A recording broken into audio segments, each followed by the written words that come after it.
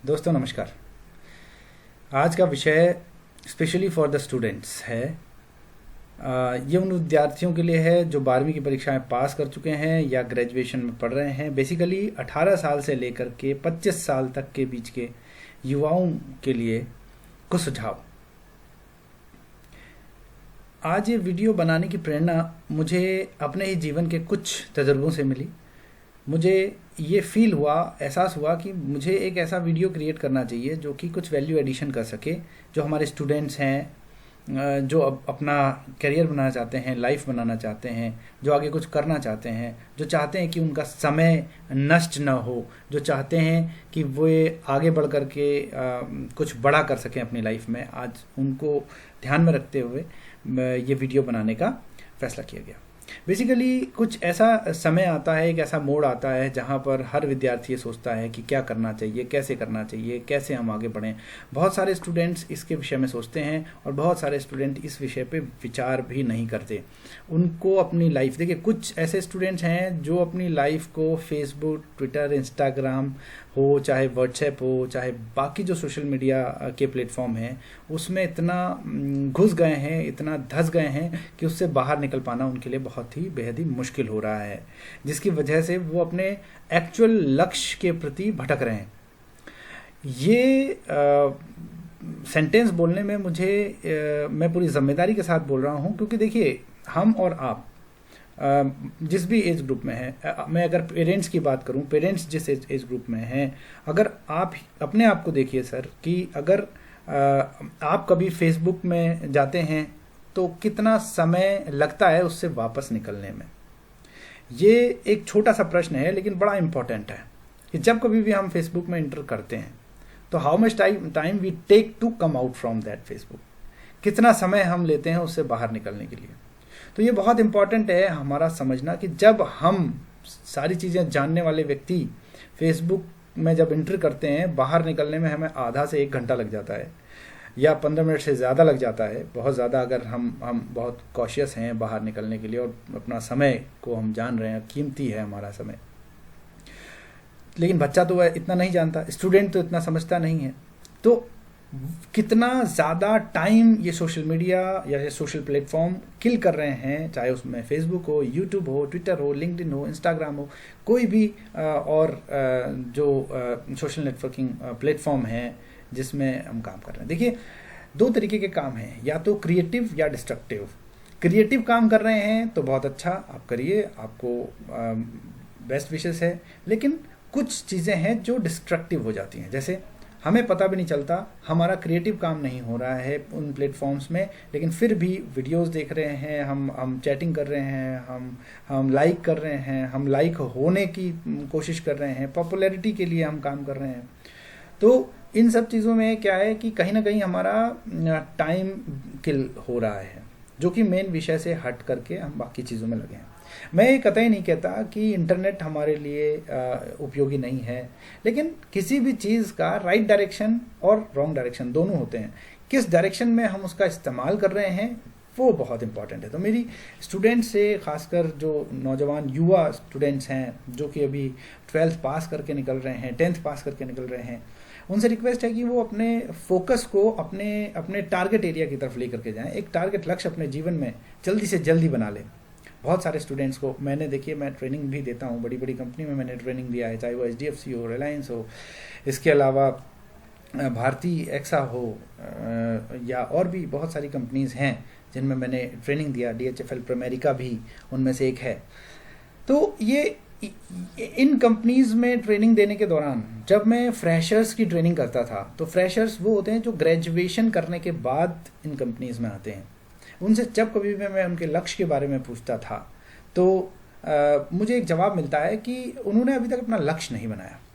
और लगभग ये प्रतिशत की अगर परसेंटेज में हम बात करें तो अप्रॉक्सीमेटली 90-95% ऐसे स्टूडेंट या युवा मुझे मिले हैं जिन्होंने लक्ष्य नहीं बनाया अपनी लाइफ में। तो बिना लक्ष्य का जीवन जीना ये बहुत ही ऐसा वर्क है कि हम एक धारदार तलवार के ऊपर चल रहे हैं, कभी भी हमारा पाँव कट सकता है। लक्ष्य बनाना बहुत बेहद ज़रूरी है। तो मेरी रिक्वेस्ट है अपने युवाओं से, जितने भी लोग मुझे सुन रहे हैं, आप प्लीज़ इसे फॉरवर्ड करिए और अपने लोगों को और जागरूक करने के लिए प्रेरित करिए कि देखिए लक्ष्य बनाना बहुत ज़रूरी है, और उस लक्ष्य को बनाने के बाद सिर्फ बनाना ही बहुत इंपॉर्टेंट नहीं, बनाने के बाद उस पर कार्य करना भी बहुत इंपॉर्टेंट है। चुनौतियां तो लाइफ में आएंगी ही, और चुनौतियों को अवसर में बदलना ये स्टूडेंट को आना चाहिए, और ये हर व्यक्ति को आना चाहिए। चुनौतियों किसकी लाइफ में नहीं है, हर व्यक्ति चुनौतियों से जूझ रहा है। चुनौतियों को अवसर में बदलकर उसका लाभ उठा लेना। मैं अपॉर्चुनिस्ट बनने की बात नहीं कर रहा, मैं बात कर रहा हूं कि कभी कोई ऐसी विपरीत परिस्थिति आपके सामने आ गई, उस विपरीत परिस्थिति को आपने अपने स्किल्स, अपने स्टाइल, अपने कार्यों से उसको अवसर में बदल दिया, और बदलने के बाद आप आगे बढ़ गए। लेकिन मैंने एक बात अभी बोली कि लक्ष्य बनाना बहुत ज़रूरी है, क्योंकि देखिए लक्ष्य बनाएंगे तो फोकस रहेगा, और फोकस एरिया के बाद परफॉर्मेंस और ज़्यादा हो जाती है। इसका एग्जाम्पल देता हूँ। देखिए जो रेस कोर्स में घोड़े दौड़ते हैं, जॉकी जिन घोड़ों को दौड़ाता है, वो घोड़े और नॉर्मल जो बिना रेस कोर्स वाले घोड़े हैं उनमें डिफरेंस क्या होता है? देखिए उनमें इक्विपमेंट भी लगे होते हैं। घोड़े के आगे उसका आंखों को ढका जाता है, उसको सिर्फ और सिर्फ अपने पाँव और रास्ता दिखाई देता है।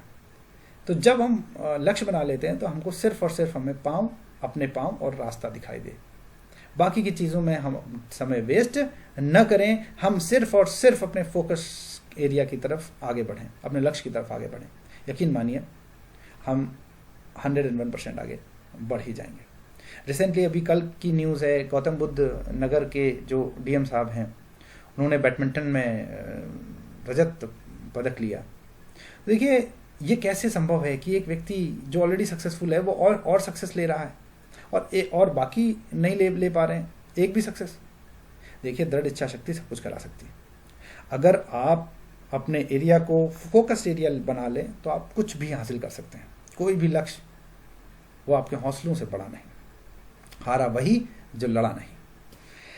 लगातार प्रयास करते रहिए, कभी थकिए नहीं, और 18 साल से लेकर के 25 साल तक के बीच ये वो समय है आपके जीवन का बहुमूल्य समय जहां थकना मना है, रुकना मना है। हमेशा कंटिन्यूअस वर्क करते रहना है, अपने शरीर के पूरा सदुपयोग करना है, अपने लक्ष्य के प्रति, अपने फोकस के प्रति 100% डेडिकेशन के साथ। देखिए 100% बोल रहा हूं तो 100% होना चाहिए फिर। लेकिन लोग क्या करते हैं, 5%, 10%, 33%, 40%, 45%, 50% कंट्रीब्यूशन देने के बाद कहते हैं मैं कर तो रहा हूं, सफलता नहीं मिल रही। दोस्तों जिस दिन 100% करने लगेंगे, सफलता आपके कदम चूमेगी। यही सफलता का मूल मंत्र है। कोई अलग से कोई रॉकेट साइंस नहीं है, कोई अलग सीक्रेट नहीं है सफलता का। सफलता के लिए आपको यही करते रहना पड़ेगा। एक बहुत ही अच्छा जुमला है, मैंने अभी थोड़ी देर पहले लिखा। वो जुमला ये है कि इसे जुमला समझ सकते हैं या हकीकत भी मान सकते हैं। वो ये है कि समय जाते समय नहीं लगता दोस्त, कब समय चला गया पता नहीं चलता। यानी कि कब आपके काले बाल सफ़ेद हो गए, कब चेहरे पे झुर्रियाँ आ गई, कब आपकी जिम्मेदारियां बढ़ गई, कब आप अभी बच्चे हैं, कब आपके अपने बच्चे हो गए, पता नहीं चलता। इसलिए समय, ये ध्यान रखिए, समय मुट्ठी में रेत की तरह है। मैं तो इनफैक्ट ये कहूँगा मुट्ठी में पानी की तरह है, जो कि रुकता ही नहीं है, हवा की तरह है जो कि रुकता ही नहीं है। ये ऐसे निकलता है कि हमें पता नहीं चलता कब लाइफ एंड की तरफ आ रही है, फिनिश की तरफ आ रही है। और आज का कल कर लेंगे, कल यार फिर कर लेंगे, यार फिर कर लेंगे। लाइफ में जो फिर कर लेंगे सोचते हैं वो कभी नहीं कर पाते। इसलिए ठान लीजिए अभी तुरंत इसी समय।